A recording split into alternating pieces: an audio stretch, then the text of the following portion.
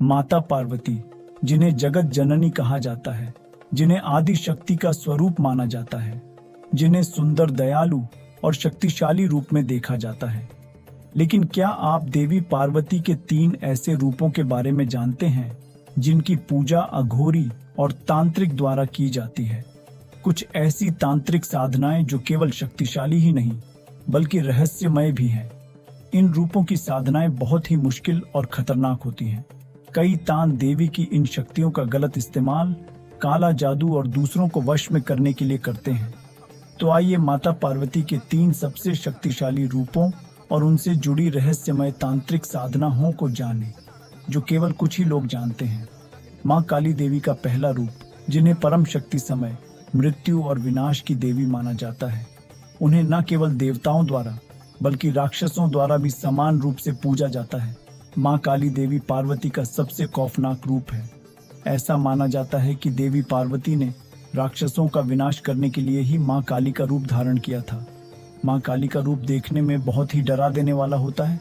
उनके हाथों में कपाल रक्त से भरी कटोरी, गले में लटकती मुंड की माला उनके रूप को और भी भयानक बना देती है।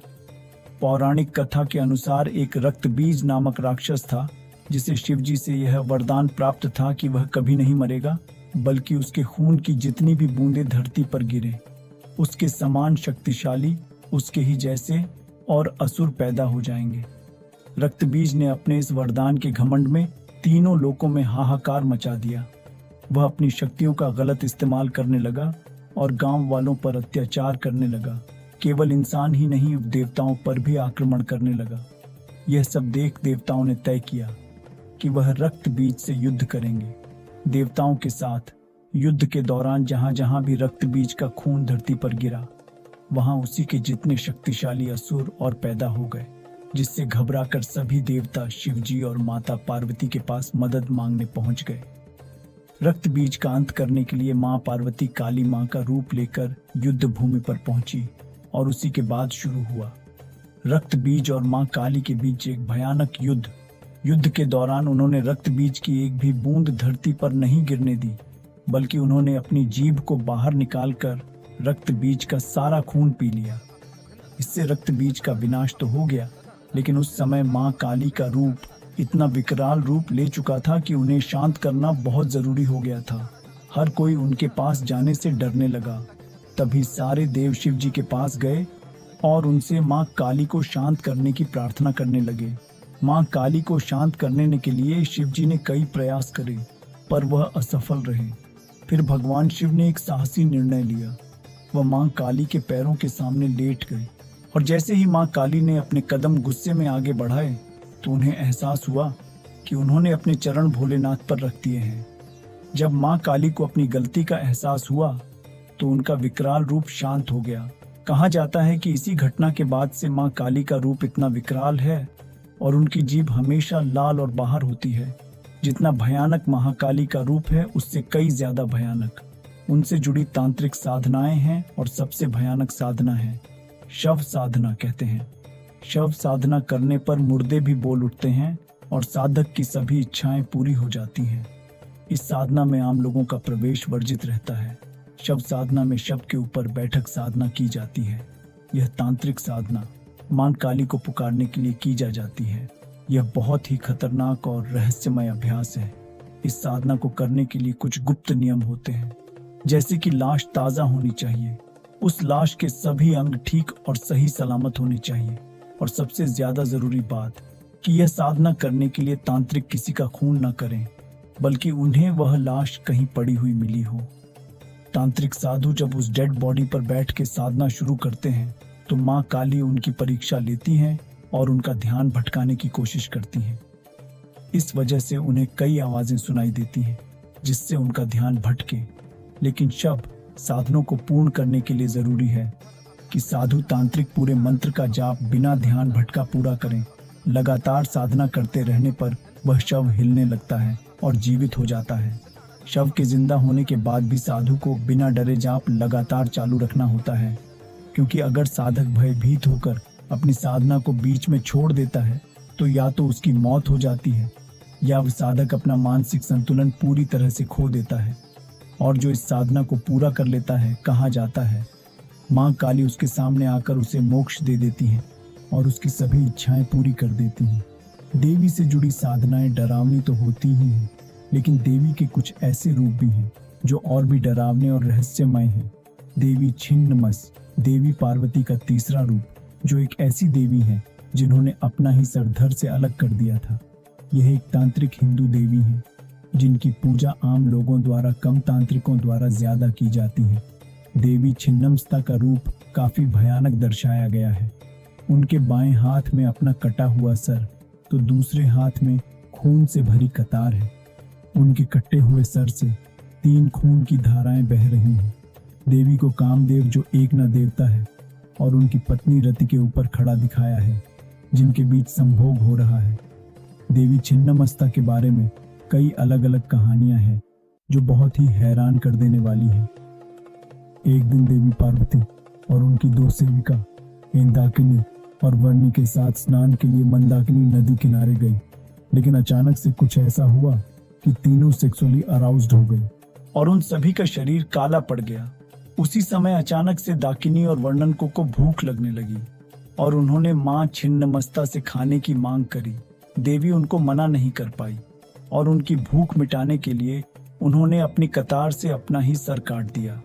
उनकी गर्दन से 3 खून की धाराएं बहने लगी, जिसमें एक खून की धारा उनके कटे हुए सर के मुंह में जा रही थी और बाकी 2 धाराएं उनकी सेविकाओं के मुंह में। इससे उनकी भूख शांत हो गई और देवी ने अपने सर को वापस अपने शरीर से जोड़ लिया। यह कहानी सुनने में बहुत ही अजीब है। क्यों और कैसे देवी सेक्सुअली अराउज्ड हो सकती हैं और कैसे अचानक से उनकी सेविकाएं भूखी हो गई? इन सभी सवालों का जवाब है प्रतीक शक्ति यानी सिंबॉलिज्म। और यह कहानी कुंडलिनी शक्ति के जागरण को दर्शाती है। हिंदू धर्म में सिंबॉलिज्म की बहुत इंपॉर्टेंस है और देवी छिन्नमस्ता की यह कहानी इसका एक श्रेष्ठ उदाहरण है। कुंडलिनी देवी के गर्दन के चारों ओर सांप होता है, जो हमारे अंदर कुंडलिनी शक्ति को दर्शाता है। कामदेव और रति हमारे सेक्स और इच्छा की भावना को दर्शाते हैं। देवी का बिना कपड़ों का शरीर इस चीज का प्रतीक है कि हमें सांसारिक चीजों को त्याग कर देना चाहिए। ऐसा माना जाता है कि कुंडलिनी शक्ति को जागरूक करने के लिए हमें सेक्स की भावना और अहंकार को दूर करना होता है। देवी कामदेव और रति पर खड़ी है। यह दृश्य दर्शाता है कि उन्हें अपनी यौन इच्छाओं पर पूरा नियंत्रण है। वहीं दूसरी तरफ यह माना जाता है कि हमारा सर हमारे अहंकार का प्रतीक है, इसलिए सर काटना यह दर्शाता है कि देवी ने अपने अहंकार को पूरी तरह से खत्म कर दिया है।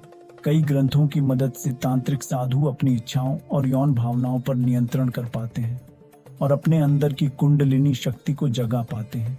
ये एक ऐसी शक्ति है जिसे कोई भी अपनी इच्छा पूरी कर सकता है। देवी भैरवी महाविद्याओं की 5वीं देवी हैं, जो शिव की शक्ति और ऊर्जा का अवतार है। देवी भैरवी को अक्सर काली और भयानक रूप में दर्शाया जाता है, जिनके बाल खुले और बिखरे रहते हैं, जो उनके आक्रामक और विनाशकारी रूप को दर्शाता है। देवी भैरवी के 4 हाथ और 3 नेत्र हैं। लाल रंग के वस्त्र पहनती हैं और उनके गले में मुंड की माला होती है। उन्हें अक्सर एक त्रिशूल, खंजर और तलवार के साथ दर्शाया जाता है। ये एक ऐसी देवी है जिनकी उपासना से तीनों न लोकों में भय फैला हुआ है। उन्हें सृष्टि की रचना और उसके विनाश के लिए जिम्मेदार ठहराया जाता है। देवी को भगवान शिव के भैरव अवतार के समक्ष होने के कारण देवी भैरवी नाम दिया गया है। देवी शमशान घाट में एक बिना सर के शव के ऊपर बैठकर साधना करती हैं। माना जाता है कि उनका घर स्वर्ग में नहीं बल्कि पाताल लोक में है। वह एक ऐसी रहस्यमय देवी हैं जिन्हें देखने के लिए कई साधक भैरवी क्रिया जैसी साधनाएं करते हैं, जिसमें वह जल, अग्नि, वायु और धरती जैसे हर तत्व का इस्तेमाल करते हैं। देवी भैरवी जन्म और मरण को कंट्रोल करती हैं। वह जब क्रोधित होती हैं तो कोई भी असुर उनके समक्ष टिक नहीं सकता। कहा जाता है कि कोई भी तांत्रिक अगर इनकी पूजा किसी गलत इरादे से करता है तो उसका जीवन पूरी तरह से नष्ट हो सकता है, और अच्छे इरादे से की गई पूजा से लोगों की इच्छाएं पूरी हो जाती हैं। देवी भैरवी को 10 महाविद्याओं में सबसे शक्तिशाली तंत्र देवी माना जाता है। तंत्र में खून संभोग आदि को अलग रूप में देखा गया है। लो, तंत्र से डरते हैं और उसकी कहानियां उन्हें काफी डिस्टर्बिंग भी लगती हैं। लेकिन तंत्र विद्या में इन्हें गलत नहीं माना जाता, बल्कि इन सभी को जीवन का एक जरूरी हिस्सा माना जाता है और इन कथाओं और साधनाएं से हमारे डर को दूर भी किया जाता है। क्या आप देवी पार्वती के इन रूपों और उनसे जुड़ी इन तांत्रिक साधनाओं के बारे में जानते थे? हमें कमेंट सेक्शन में जरूर बताएं। आपने देवी पार्वती के सभी रहस्यमय रूपों के बारे में तो जान लिया, लेकिन क्या गणपति के रहस्यमय रूप के बारे में जानते हैं? यह एक ऐसा रूप है जिसके बारे में केवल 1% लोग ही जानते हैं, और वह रूप है अघोर गणपति का रूप, जो कि गणेश जी के 32 रूपों में से एक है। ये गणपति का एक उग्र रूप है, जिन्हें अक्सर तांत्रिक साधकों द्वारा पूजा जाता है।